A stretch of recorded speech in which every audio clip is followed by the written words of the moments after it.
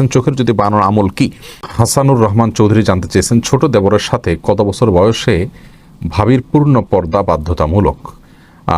আসলে প্রাপ্তবয়স্ক আগে থেকেই পর্দা করা উচিত, বিশেষ করে যখন তিনি আপনার পর্দার বয়স না হলেও অন্তত নারীদের প্রতি আকৃষ্ট হতে পারে এই বয়সে চলে যায়, তখন থেকে পর্দা করা উচিত। আজকাল ফিতনার সময়ে খুব অল্প বয়সেই মানুষ এই পর্যায়ে পৌঁছে যায়। অনেক সময় দেখা যায় 9-10 বছরের বাচ্চাদের মধ্যে সেরকম মন মানসিকতা চলে আসে। এজন্য আগে থেকেই সতর্কতামূলকভাবে পর্দা মেনটেন করাটা উচিত হবে এবং উত্তম হবে। এরপরে এমডি শিহাব ইসলাম সবুজ আপনি জানতে চেয়েছেন, মসজিদে গিয়ে যদি অজু করি তাহলে মসজিদে প্রবেশ করে কোন সালাতটা আগে আদায় করতে হবে? আগে তাহিয়াতুল ওযু নাকি আগে দাখিলুল জুম্মা বলেছেন, দুখুল মসজিদ হবে সালাত আদায় করব। আর তাহিয়াতুল ওযু সালাতটা যদি পড়ার ইচ্ছা হয় তাহলে ওযু করে কথা বলা যাবে কি না, বিস্তারিত বলবেন।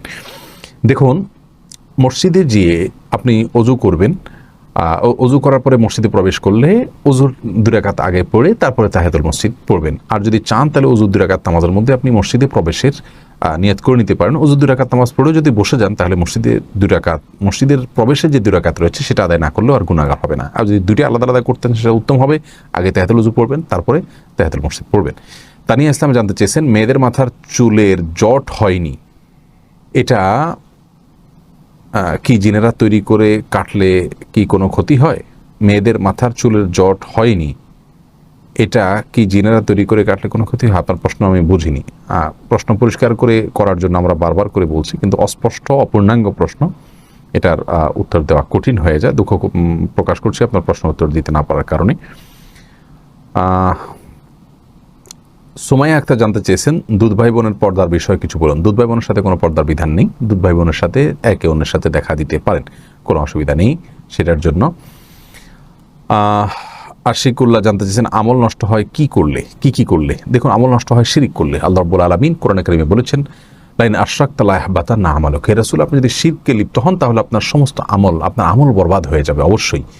তাহলে আমল বরবাদ হওয়ার জন্য সবচেয়ে বড় মাধ্যম হলো শিরক করা। যদি কেউ শিরকে আকবার লিপ্ত হয়, বড় শিরক শুরু করেন, তাহলে সেক্ষেত্রে তার আমল কিন্তু নষ্ট হয়ে যায়, বরবাদ হয়ে যায়। এই জন্য শিরক থেকে বেঁচে থাকার চেষ্টা করা দরকার। অর্থাৎ শিরক হলো আল্লাহর স্থলাভিষিক্ত কাউকে করা, আল্লাহর পর্যায়ে কাউকে রাখা।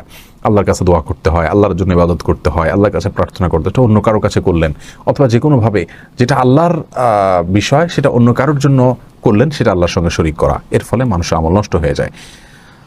এছাড়া যদি রিয়া বা লৌকিকতার কারণে কোনো